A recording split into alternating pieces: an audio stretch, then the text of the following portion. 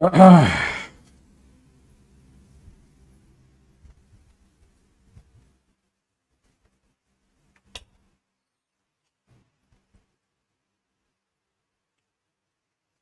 है, ठीक है। हाँ, हाँ।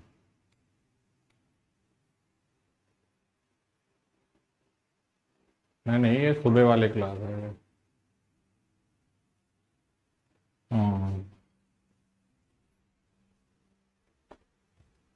ये hello and welcome to ED online classes. प्यारे बच्चों, कैसे हैं आप लोग? हैं जी?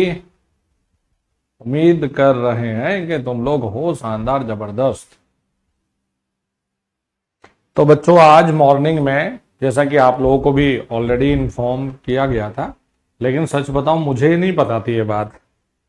मुझे आज सुबह ही पता चली। तो भाई, हम तो 5:30 बजे अपना स्टूडियो पहुंच गए क्लास लेने के लिए। पता होता तो कम से कम उस हिसाब से प्लानिंग कर लेते हैं। सुबह 5:30 बजे पहुंच गए स्टूडियो क्लास लेने। आकर देखा तो एप्लीकेशन मेंटेनेंस पर थी। मेंटेनेंस मतलब एप्लीकेशन में कोई अपडेट चल रहा था। 7, 7:15 बजे तक तो यही चलता रहा अपडेट। तो फिर मॉर्निंग में आज सेशन ले नहीं पाए और तुम्हारे आ गए मजे। हम्म। तुम हो गए खुश। तुमने अपना कम्बल ओढ़ा और फिर से नींद ले ली है। लेकिन मैंने तुम्हें ये कहा है कि छुट्टी तो लेने दूंगा नहीं भैया, कुछ भी हो जाए।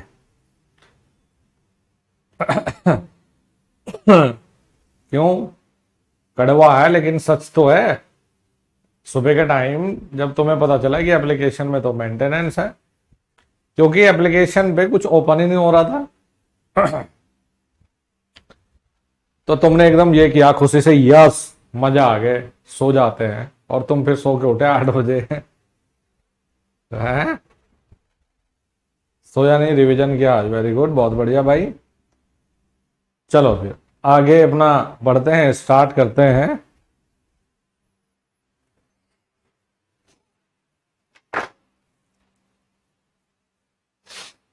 शुरू किया जाए फिर प्रोग्राम।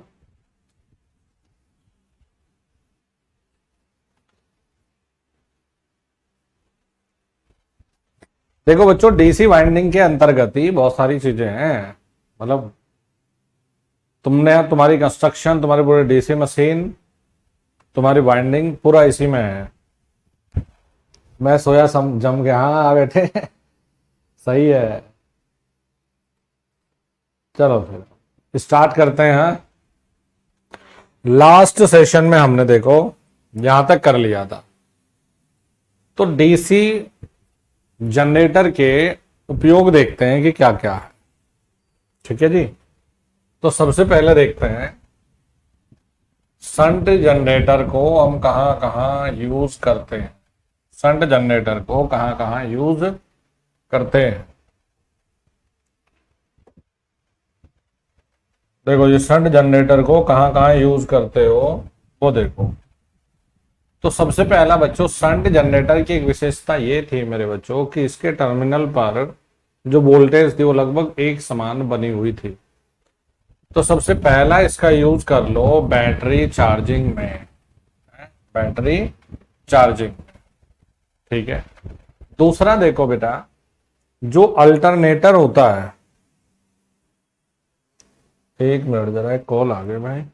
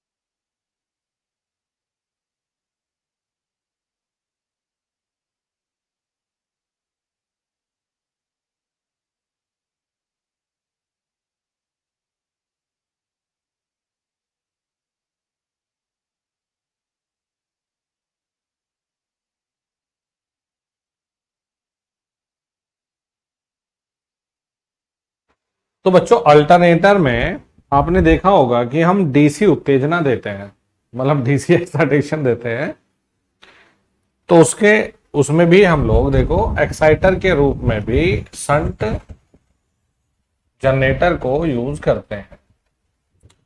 अच्छा जी, फिर होता है कि जो छोटे पावर सप्लाई, छोटे स्केल पर अगर कहीं पावर सप्लाई देनी है तो हम इसे इस्तेमाल कर लेते हैं जी, स्मॉल पावर सप्लाई, छोटे पावर सप्लाई देने के लिए बेटा।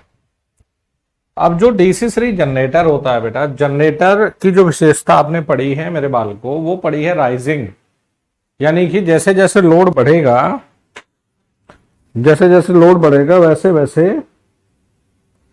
टर्मिनल पे वोल्टेज बढ़ेगा। तो क्या होता है देखो, डीसी सीरीज जनरेटर को देखना है, सबसे पहले तो बच्चों बूस्टर के रूप में आप इसे इस्तेमाल करते हैं, डीसी में बूस्टर के रूप में आप इसे इस्तेमाल करते हैं जी। ये डीसी डिस्ट्रीब्यूशन में बूस्टर के रूप में इसे इस्तेमाल करते हो।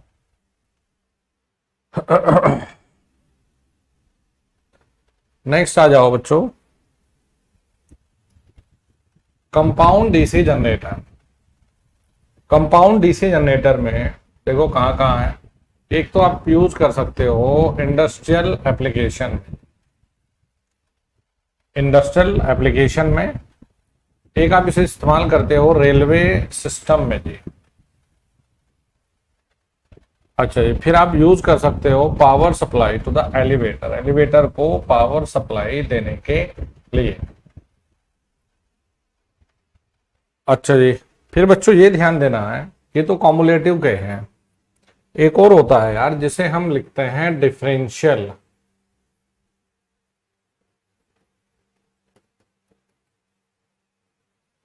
डिफरेंशियल कंपाउंड जी। तो जो डिफरेंशियल कंपाउंड होता है इसे हम डीसी वेल्डिंग में यूज कर सकते, डीसी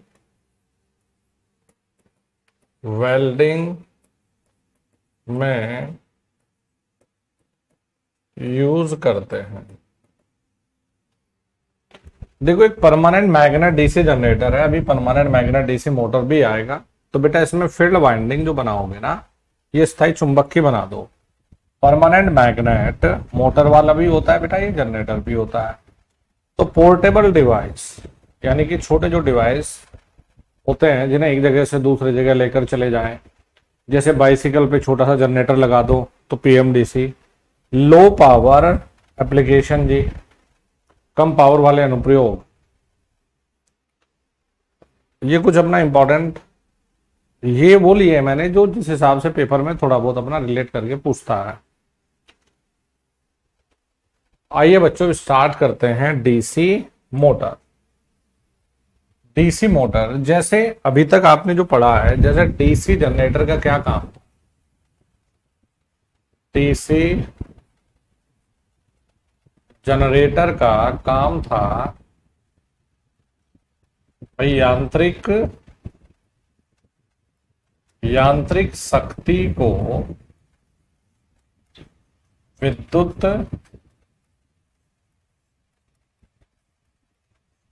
शक्ति में बदलना, यांत्रिक शक्ति को वैद्युत शक्ति में बदलना, ये काम था यहां डीसी जनरेटर का। अब डीसी मोटर का काम क्या है, डीसी मोटर तो लोड को चलाएगा, तो यह है विद्युत ऊर्जा को, यांत्रिक शक्ति लिख दो या ऊर्जा में बदल देता है, बदल देता है। ये विद्युत ऊर्जा को यांत्रिक ऊर्जा में बदल लेता है, कोई दिक्कत नहीं है जी। अच्छा जी बच्चों, बनावट सेम है तो बनावट में हमने कुछ अलग ट्राई नहीं करना, यही यहाँ नॉर्थ और साउथ पोल बनाने हैं, वही कंडक्टर को घुमाना है, बस इसमें क्या है कि यहाँ से सप्लाई देना, यही कम्यूटेटर सेगमेंट यानी स्प्लिट रिंग है, कुछ भी अलग नहीं है। ये दिमाग में रखे कि यह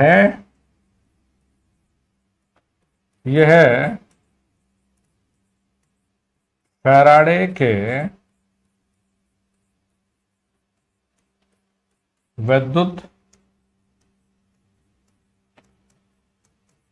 चुंबकीय प्रेरण के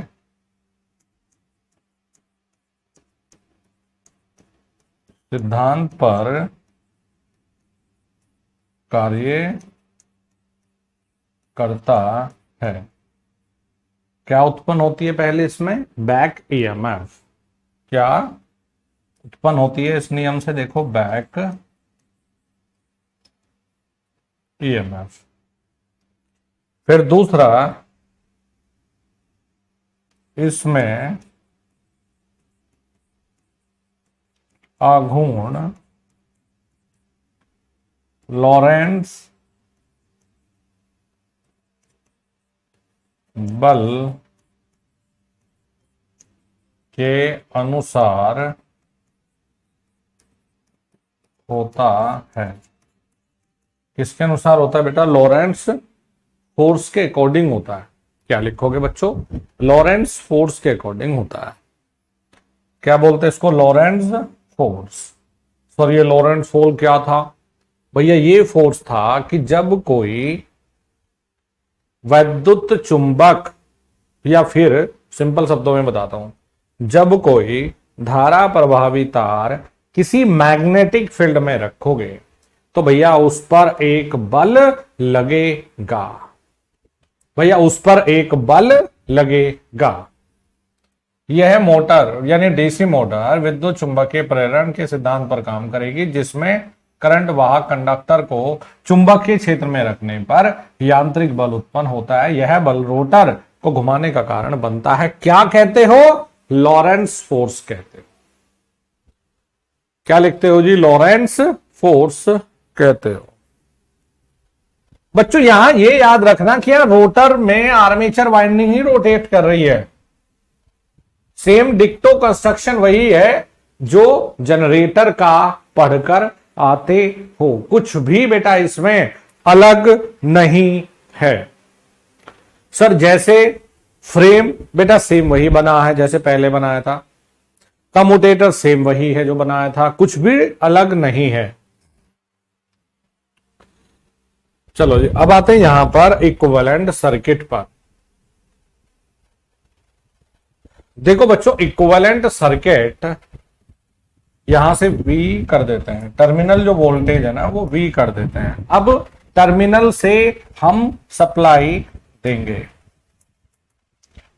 क्या करते हैं? देखो, टर्मिनल से यहां से सप्लाई हम देंगे।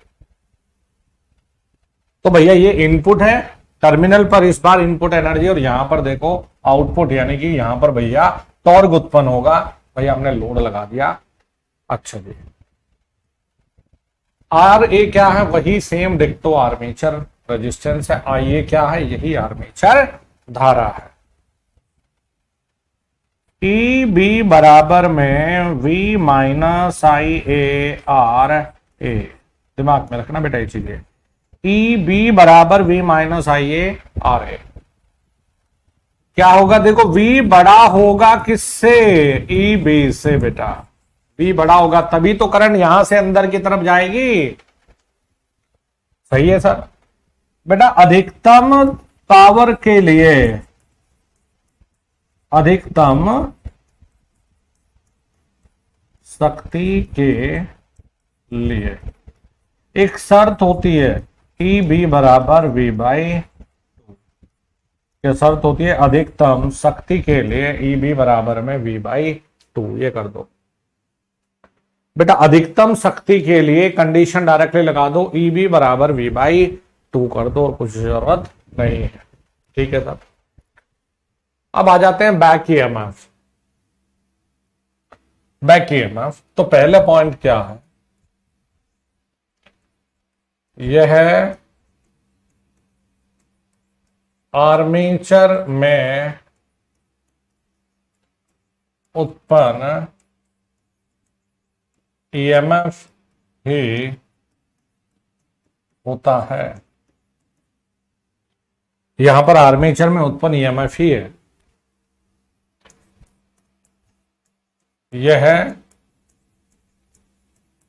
सप्लाई वोल्टेज के विपरीत दिशा में उत्पन्न होता है। यह सप्लाई वोल्टेज के विपरीत दिशा में उत्पन्न होगा। ठीक है सर, इसीलिए इसे बैक ईएमएफ कहते हैं, इसीलिए इसे बैक ईएमएफ कहते हैं। सही है, नो प्रॉब्लम जी। अब क्या करें, देखो बच्चों, ये बैक ईएमएफ सप्लाई के अपोजिट क्यों है? भैया यहां ब्रैकेट में लिख लेना, लेंज के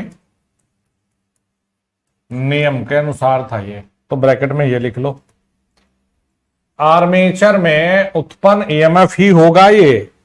तो सर बताओ इसमें क्या लिखा जाए? ई बी बराबर में N P phi Z upon 60 A volt.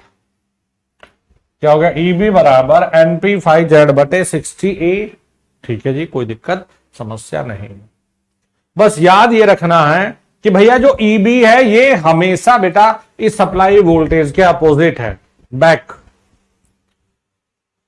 ये बैक ईएमएफ होगा तभी जब भैया मोटर का रोटर घूमने लग जाए। अच्छा, अगर एन का मान देख लो, यदि एन का मान 0 है तो ईबी का मान 0 आता है। अब इस कॉन्सेप्ट की कहां जरूरत पड़ेगी? स्टार्टर में पड़ेगी। जरा ईबी बराबर V minus I A R को देख लिया जाए क्या? ये तो क्या बच्चों, हम आई ए आर ए बराबर में वी माइनस ईबी लिखेंगे? भाई बिल्कुल लिखेंगे। यहां से क्या हम आई ए बराबर V minus E B upon R A लिखेंगे क्या? सर बिल्कुल लिख दो, कोई दिक्कत समस्या नहीं है।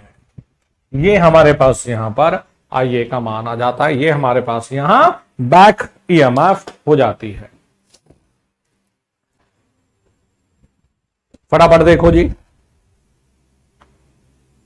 बस जनरेटर में क्या देखो, ये इसीलिए बढ़िया टॉपिक है पढ़ने के लिए, इसलिए आसान लगेगा। भाई जनरेटर में बिजली बन के यहां से बाहर आई, अब मोटर है तो मोटर पे तो भैया यहां लोड लगेगा, तो भैया बिजली यहां से इस तरफ आएगी और कुछ नहीं। आर ए यही पुराना यहां पर आर्मेचर प्रतिरोध जैसे पहले था वैसे, यह आर्मेचर प्रतिरोध, कुछ नया नहीं। फटाफट देख लो, फटाफट देख लो।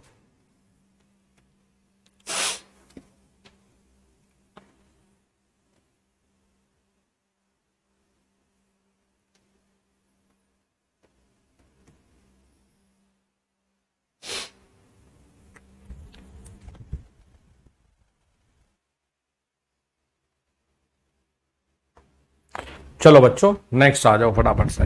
अब यार टाइप्स ऑफ डीसी मोटर देखो, देखो 5 मिनट का टॉपिक है, 5 मिनट में खत्म हो जाएगा, क्योंकि जनरेटर जो पढ़ लिया वो मोटर फटाक से बता देगा। टाइप्स ऑफ डीसी मोटर, सबसे पहले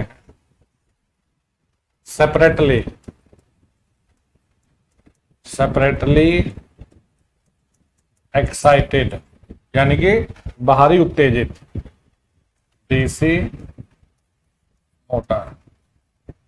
अरे सेपरेटली एक्साइटेड तो समझ जाते हो ना, बाहरी उत्तेजित मतलब बाहर से, यहां बाहर से सप्लाई दोगे। तो मैंने आपको समझाने के लिए ये फील्ड वोल्टेज लगा दी भैया, यहां पर ये फील्ड धारा लगा दी और यहां पर ये आरएफ। तो इसमें फील्ड फ्लक्स कहां से आएगा? अरे गुरुजी ये तो फील्ड करंट से ही आएगा। यहां पर क्या है? बैक ईएमएफ ईबी है, आर्मेचर रेजिस्टेंस वही आ रही है। सर टर्मिनल पर वोल्टेज वी दे दो, कोई दिक्कत समस्या में बिल्कुल नहीं भाई। आर ए ये है, तो क्या लिख दो फटाफट से देख लो, ई बी बराबर में वी माइनस के I A R A unit volt. बेटा बेटा जब आप जनरेटर के लिए देख रहे थे तो क्या कर रहे थे, यहां V बराबर में ई जी माइनस आई ए आर ए, क्योंकि जनरेटर में ये ई जी वाला जो टर्म था, यानी कि जो ई बी है ना वो ज्यादा होता। चले नेक्स्ट हमारे पास में होते हैं स्वतः उत्तेजित। दूसरा है हमारे पास में सेल्फ एक्साइटेड। क्या है जी, सेल्फ एक्साइटेड यानी कि स्वतः उत्तेजित। चले न कभी इलाज करते हैं, स्वतः उत्तेजित।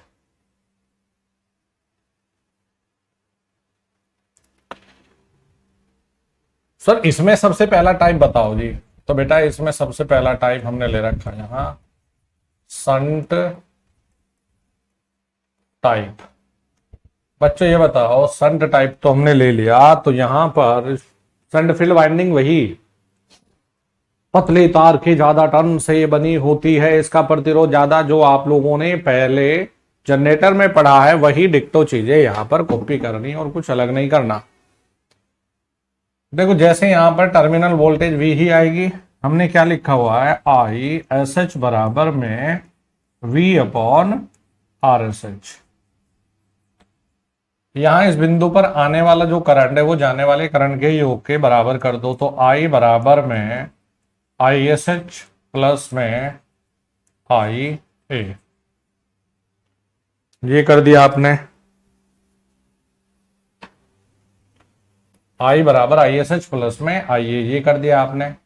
अब जरा ये देखो कि ई बी क्या लिखोगे, ई बी बराबर वही सेम काम करना है वी, क्योंकि ये रास्ता और ये रास्ता पैरेलल है, तो वोल्टेज कितनी है, वी बराबर ई बी बराबर V minus I A R A. जो काम पहले कर रहे हो या कर चुके वही एज इट इज कॉपी है यहां पर, और नया कुछ नहीं। बस जनरेटर में ईजी का मान बड़ा था, यहां पर टर्मिनल वोल्टेज वी का मान बड़ा है, तभी करंट यहां से यानी कि सप्लाई से आर्मेचर की ओर फ्लो कर रहा होगा। नेक्स्ट देखते हैं जी, बी में ये लेते हैं बच्चों यहां सीरीज टाइप।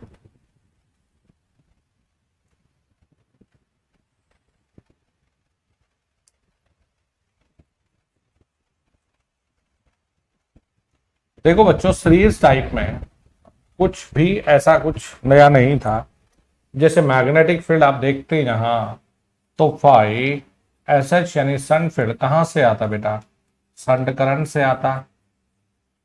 तो सीरीज मोटर की विशेषता क्या बनाते हो, अब सीरीज में आई यानी कि यही लोड करंट आर्मेचर और बेटा सब एक ही होता है। हाँ सर बिल्कुल बेटा, अलग तो नहीं होता, सब एक ही होता है सर, बिल्कुल होता है। तो हमने क्या करना है, देखो भाई phi S E proportional to I A या आई लोड करंट, दोनों एक ही चीज हो जाएगा।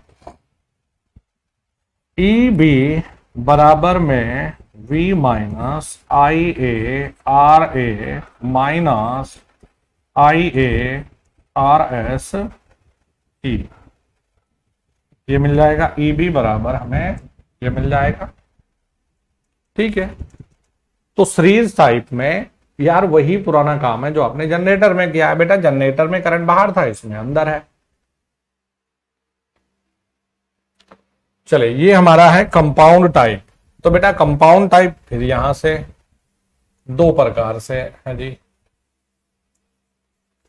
Compound type. फिर यहां पर ये दो प्रकार से होता है जी कंपाउंड टाइप। बेटा देखो मैंने क्या कहा कि जब शंट फील्ड के अक्रॉस में वही वोल्टेज लग जाए जो टर्मिनल पर है, जनरेटर में भी यही था, तो उसे हमने नाम दिया था लॉन्ग शंट। सर याद आ गया, ये तो लॉन्ग शंट है, ये तो लॉन्ग शंट है जी। इसे तो हम भूलने वाले नहीं थे सर, क्या कहेंगे इसे, लॉन्ग संट। ठीक है सर, यहां तो टर्मिनल वोल्टेज वी ही है, तो ये एज इट इज देखो, phi S H directly proportional to I S H. क्या हम लिखें कि I S H is equal to V upon R S H? अरे यही होगा मेरा बच्चों। अच्छा ठीक सर, हम यहां पर अगर सीरीज फील्ड वाइंडिंग की बात करते हैं तो phi S A proportional to I A armature current. ठीक है जी बच्चों, आई इज इक्वल टू यानी आने वाला current I S H plus में I S E, I is equal to I S H plus में आई एस ई। ये हमने कर लिया सर, बिल्कुल कर सकते हैं, नो प्रॉब्लम। सर हमें तो ई बी बता दो बस, लिखना ई बी बराबर कुछ अलग नहीं V minus I A R S E minus I A R A. कोई टेंशन नहीं जी, इतना कर लोगे कोई दिक्कत नहीं बेटा। अब जरा यहां पर आ जाइए बेटा, ये होता है शॉर्ट संट। क्या बनाया जी आपने, शॉर्ट संट। तो बच्चों शॉर्ट संट में हमेशा याद रखना, इसमें श्रेणी फील्ड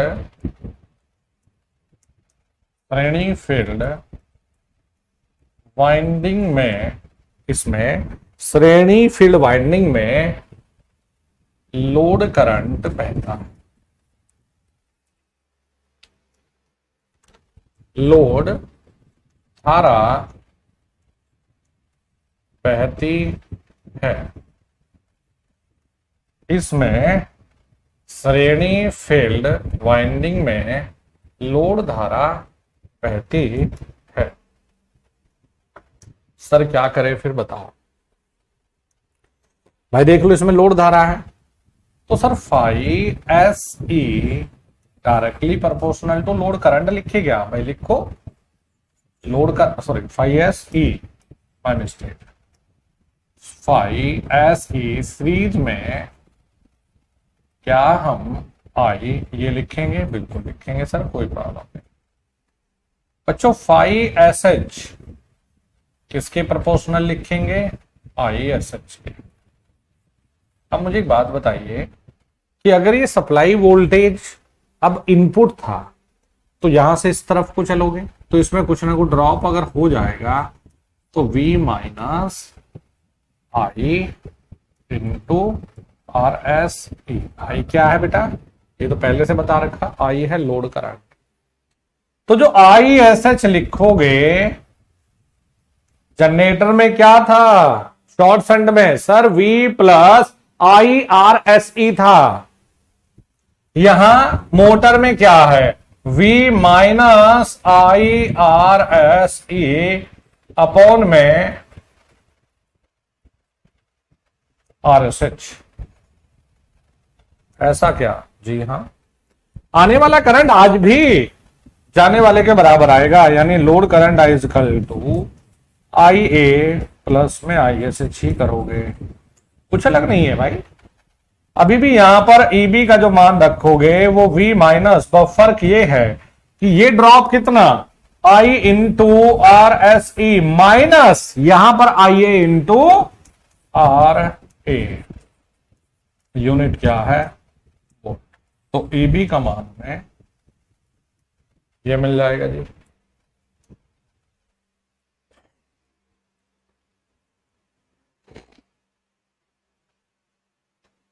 अच्छा जी बच्चों, हम डिफरेंशियल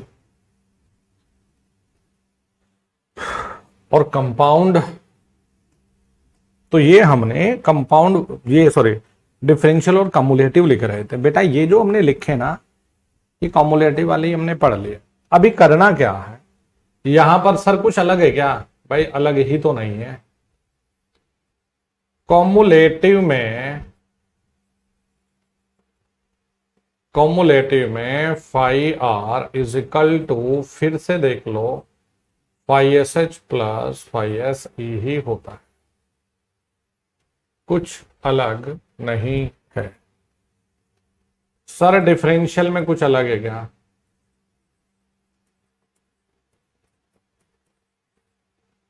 डिफरेंशियल में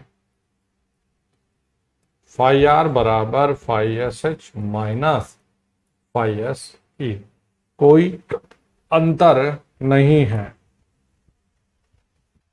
किसी विद्यार्थी ने अगर जनरेटर को पढ़ा है तो यहां तक तो हंसते हंसते पढ़ लोगे, कुछ भी अलग मामला नहीं है।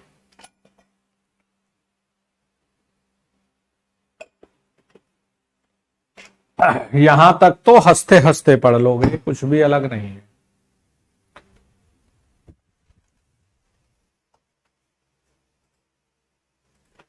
हाँ भाई बच्चों बताओ फटाफट से, यहां तक चीजें याद आ गई? यहां तक चीजें याद आ गई? अब देखो मैं वही तो बोल रहा हूं, एग्जामिनर ने यार सिलेबस में क्या लिख दिया, डीसी ड्राइव कर लो, डीसी वाइंडिंग कर लो। अरे भाई डीसी ड्राइव में मोटर की विशेषताएं पढ़ते हो, स्टार्टर पढ़ते हो, स्पीड कंट्रोल पढ़ते हो, जब तक ये पढ़े नहीं तो तब तक मामला चलेगा कैसे?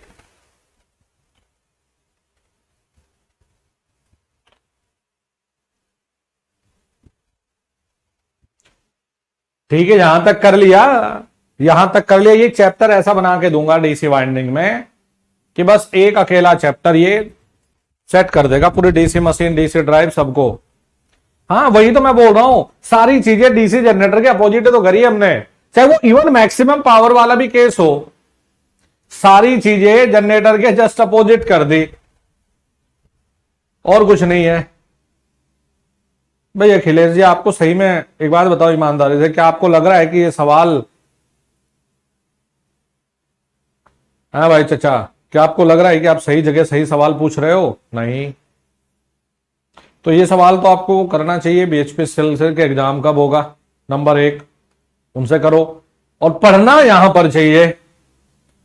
और जिस हिसाब से बीएचपी सेल ने बहुत शॉर्ट नोटिस पे जेई के पेपर ये निपटाए है ना, ये जल्दी करवा लेगा तुम्हारे पेपर को, जल्दी समेट लेगा ये।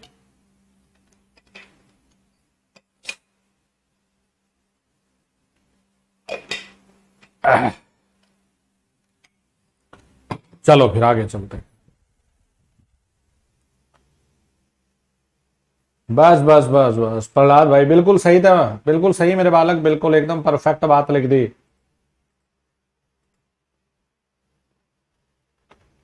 सही बात है। हाँ हाँ हाँ, नोट करने का नहीं, नोट करने का बेटा टाइम नहीं मिल सकता देखो ना। फिर तो डिटेल्ड कोर्स हो जाता, क्रैश कोर्स थोड़ा ही रहता यार भाई। चलो जी नेक्स्ट आइए जरा, स्पीड ऑफ डीसी मोटर और टॉर्क ऑफ डीसी मोटर, जरा इनको लिख लेते हैं फटाफट से।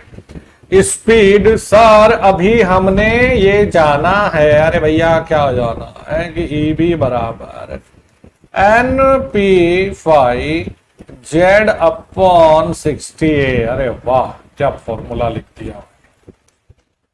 तो सर एन बराबर में ई बी गुणा 60A पी फाई जेड रख दें क्या? तुम तो रखोगे भाई, अरे बोलो ना बच्चों, तुम तो रखे ही भाई, तुम कहां मानने वाले हो। अच्छा पहली चीज तो इसमें एक मामला ये समझ लेते हैं ना भाई और बहनों, हमने कहा लैप वाइंडिंग, लैप के लिए क्या लिखोगे गुरुजी? गुरुजी ए बराबर पी पढ़ते हैं, बताओ पढ़ते हो कि नहीं? तो भाइयों तुमने कहा एन बराबर में ई बी गुणा 60 अपॉन में फाई और जेड, वाह ए से पी काट दिया। क्या इसमें कहीं पर भी समांतर पथों की संख्या पर स्पीड निर्भर करती हुई दिखी क्या? अगर सवालों में बेटा इतनी मेहनत से चीजें लिखवा रहा हूं, पढ़ा रहा हूं, अगर नालायक को फिर भी बेइज्जती करवा दी ना पेपर में, तो ना, मैं तो कभी माफ ना करूं फिर। अरे बताओ, अगर समांतर पथों की संख्या पर डिपेंड कर रहा हो तो बताओ। नहीं सर, बिल्कुल भी नहीं कर रहा। कहीं है क्या गति? तो अगर मैं ये कह देता कि मैंने समांतर पथों की संख्या को 4 गुना ज्यादा कर दिया, तो बताओ स्पीड कितनी होगी? कुछ ना होगी, वही का वही है। दूसरा, तुम्हारी तसल्ली कर दूं जरा, गुरुजी वेव, वेव के लिए बताओ।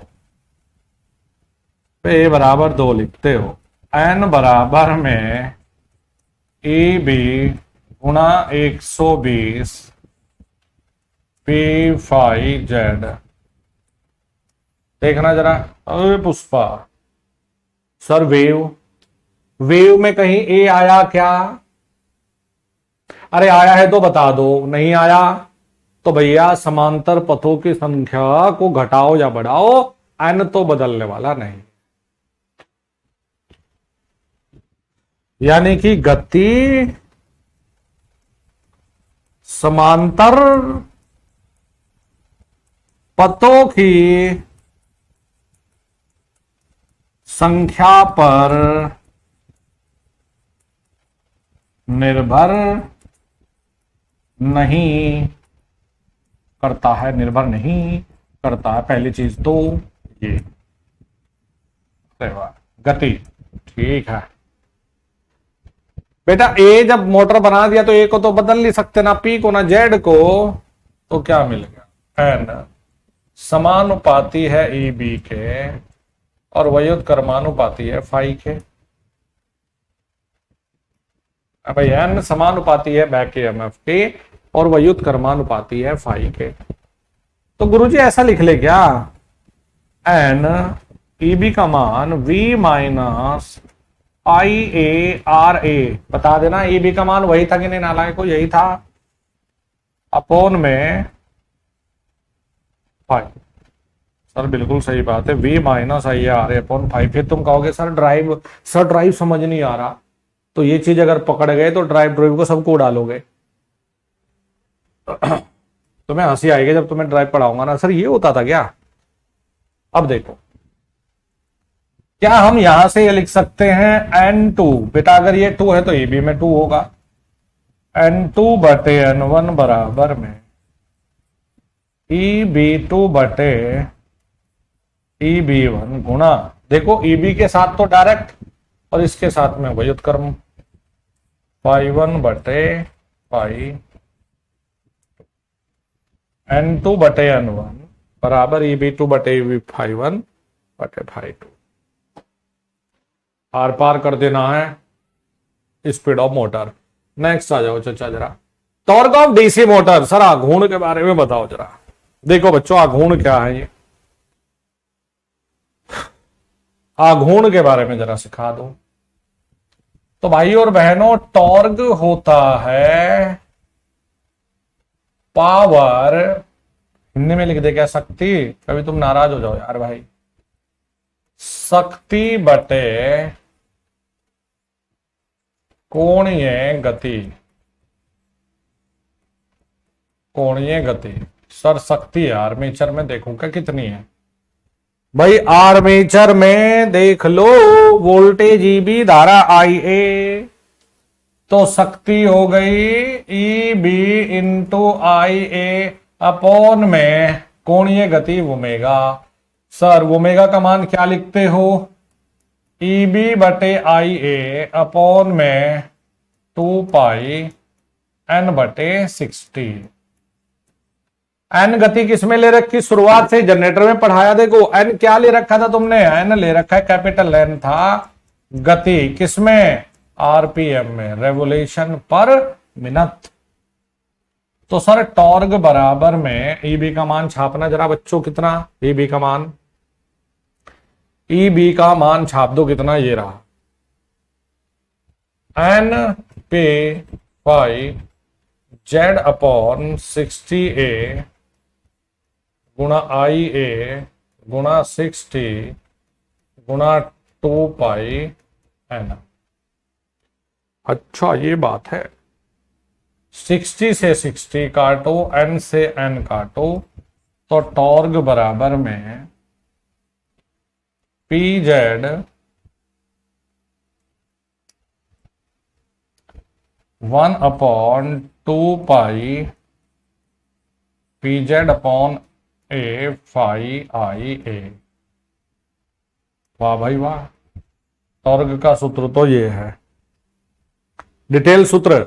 और 1/2 पाई कितना होता है रे बच्चों? 0.159 पी जेड बटे ए फाई आई ए। टॉर्क ये है जी। तो भाई ये टॉर्क डायरेक्टली, देखो बेटा एक बार मशीन बना दी सर, ना तो पोल को बदल सकते, ना कंडक्टर को बदल सकते, ना समांतर पथों को बदल सकते, तो torque directly proportional to phi I, torque directly proportional to phi I A.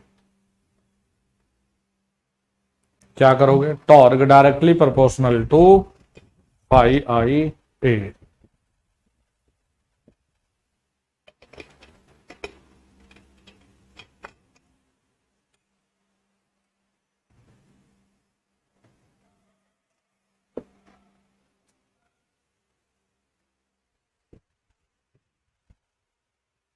Sir इसमें भी हमें T1 T2 सिखाओ, तो देखो T1 बटे T2 बराबर फाई 1 आई ए 1 बटे फाई 2 आई ए 2।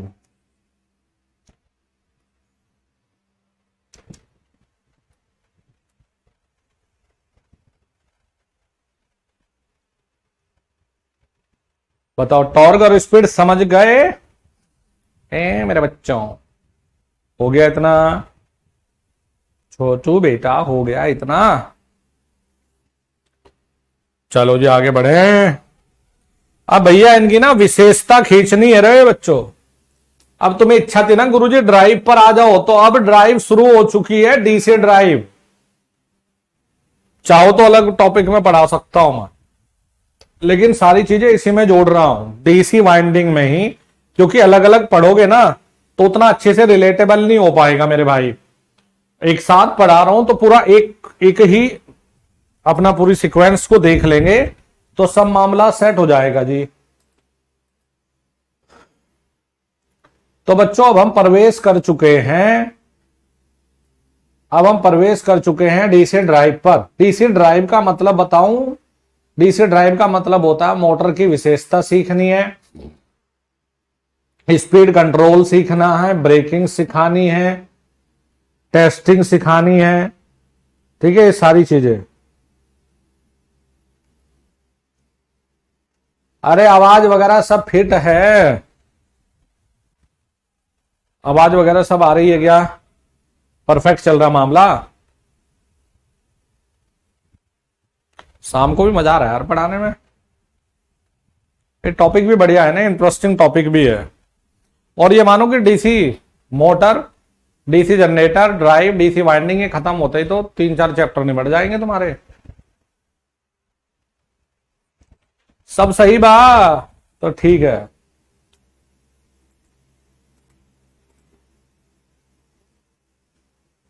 आ जाओ बच्चों, अब चलते हैं जरा विशेषता देखते हैं। इनकी विशेषता सबसे पहले है श्रेणी मोटर की विशेषता, डीसी सीरीज मोटर की विशेषता। तो भाई नंबर 1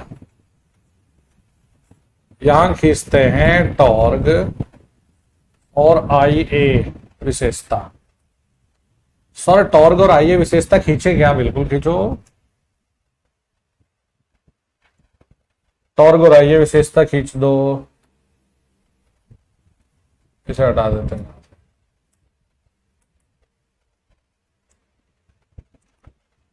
बच्चों देखो यहां पर जो फाई होता है कहां से आता है बोलो? सर सीरीज मोटर में तो IA से ही आता है, क्योंकि वही तो करंट जाता है नाचते हुए। फाई आ गया IA से, बिल्कुल। और टॉर्क अभी गुरुजी आपने लिखाया है फाई IA। के समानुपाती। तो फाई की जगह भी क्या चिपका दो, आई ए। तो टॉर्क कितना हो गया, आई ए स्क्वायर, बस मामला सेट। टॉर्क मिला आई ए स्क्वायर। ओहो, डीसी सीरीज मोटर में उच्च स्टार्टिंग टॉर्क होता है, बिंदु यहीं जोड़ेंगे। हाँ, डीसी श्रेणी मोटर में उच्च शुरुआती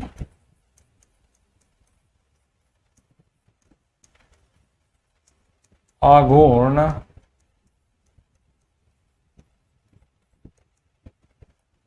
डीसी श्रेणी मोटर में उच्च शुरुआती आघूर्ण होता है। ठीक है सर, ठीक है। तो भैया देखो, इसमें ये विशेषता लीनियर नहीं है। कैसी विशेषता है, अरेखीय।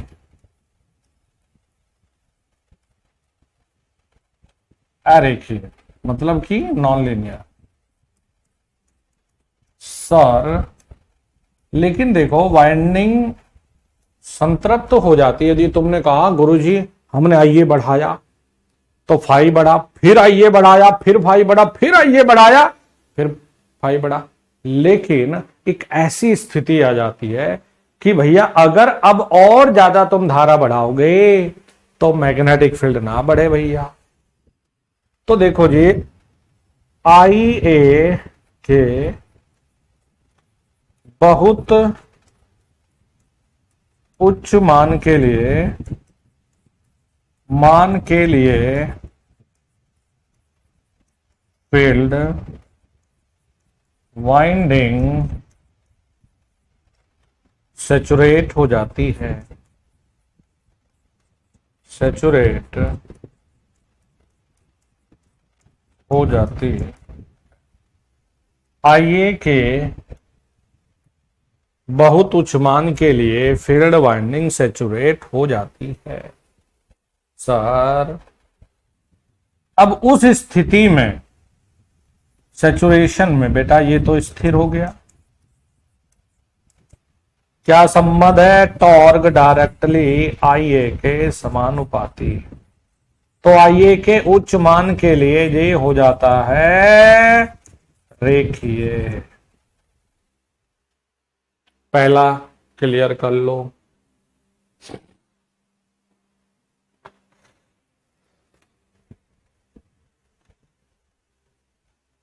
दूसरा बिंदु बी नंबर पर आ जाओ। ये है स्पीड और आईए। ठीक है जी भैया, यहां पर है फाई आई ए के प्रोपोर्शनल सीरीज में, तो हमें यही पता है। तो N V minus I A R A होता है। V minus I A R A. तो बच्चों v minus I A R A, ये लगभग, इसमें ज्यादा कुछ परिवर्तन आता है नहीं। तो इसमें क्या होता है, श्रेणी में एक संबंध बनता है अपॉन में फाई और मेरे बच्चों अपॉन में आई ए। भाई बस इस श्रेणी मोटर में यही फंस गए हम। इसमें शुरुआती आघूर्ण एकदम जबरदस्त है।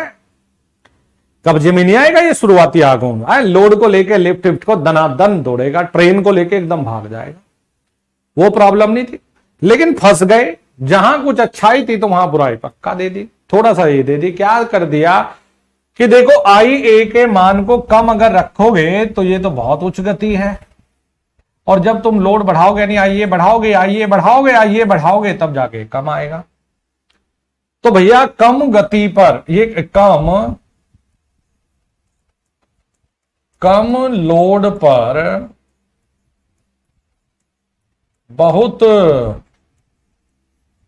उच्च गति से चलता है। क्या करोगे कि कम लोड पर बहुत उच्च गति से दौड़ता है, चलता है सर। क्या इसे नो लोड पर? हम कहते हैं इसे नो लोड पर कभी नहीं चलाते, क्योंकि क्योंकि नो लोड पर इसकी गति खतरनाक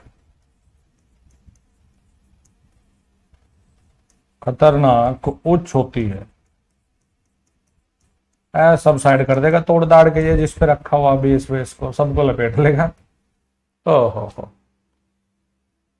सर, सी समझा जाए, ये आ गया स्पीड और टॉर्क के बीच एक संबंध। टॉर्क टीए से भी लिख सकते हो, हमें कोई दिक्कत ना भाई। ये लो, टीए लिखना है टीए लिख लो, आर्मेचर टॉर्क ही है।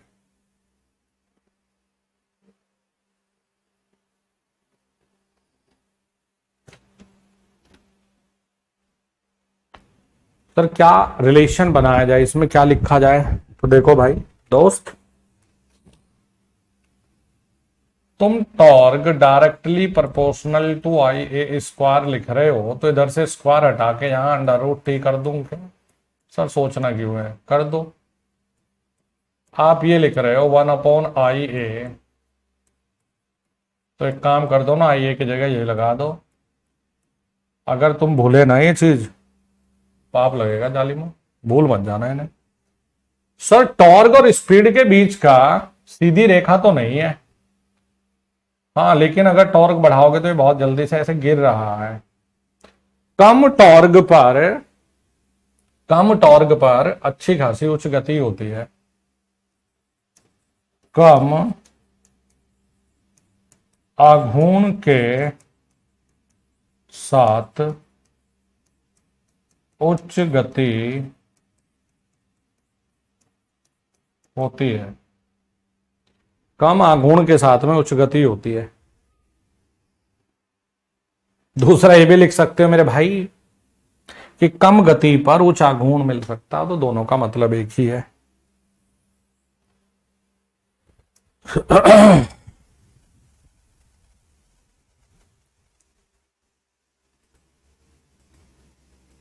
अरे भाई बच्चों, यहां तक कोई समस्या दिक्कत है तो बताओ। आवाज वगैरह सब फिट चल रहा है मामला? बताओ जी।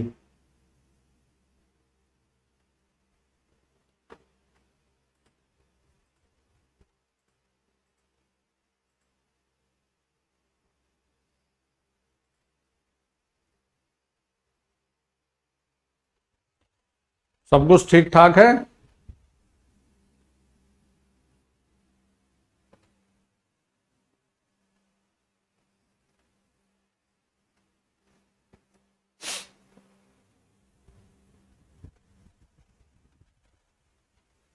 ये बना तो दिया पैराबोलिक, लिखना ये लो।